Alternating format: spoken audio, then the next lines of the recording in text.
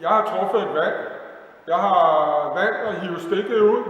Stikket til en rigtig skøn, farverig, abstrakt første halvleg, som har fyldt en del af min tid igennem de sidste 15 år.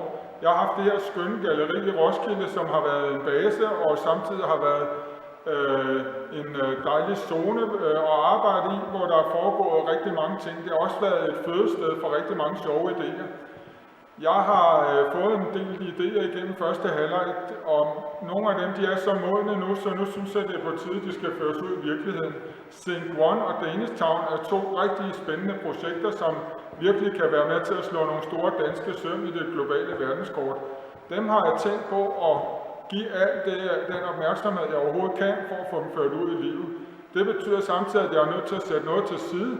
Og det, jeg har valgt at sætte til side, det er, at jeg har valgt at lægge penslerne på hylden, afvikle mit galleri igennem 15 år, sælge alle mine værker over de næste 90 dage. Det kommer til at foregå ved en rigtig spændende udstilling, som åbner den 26. august.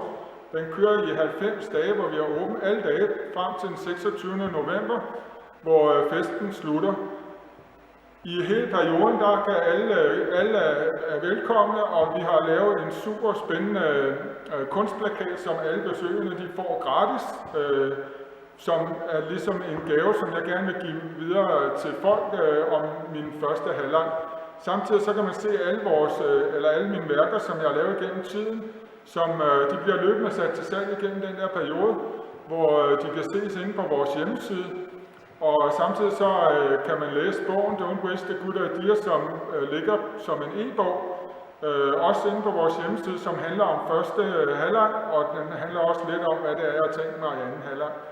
Så jeg glæder mig rigtig meget til at invitere jer herned, og en rigtig god idé, hvis man er interesseret i nogle forskellige ting, så man kan samle et appetit inde på hjemmesiden, men kom herned og gør jer selv den tjeneste, uanset om I har været her mange gange før eller ej.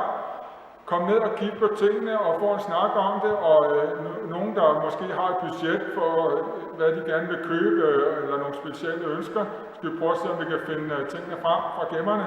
Uanset hvad, den 26. november, der ejer jeg ikke et eneste maleri, og mit ypperste værk igennem tiden, Don't Waste a Good Idea, det bliver brændt som en ofrelse for den dag, hvor jeg lægger penslerne på hylden for at træde ind i anden halvleg med et helt nyt mindset. Så jeg glæder mig til at se jer, og husk alle sammen, keep on dreaming.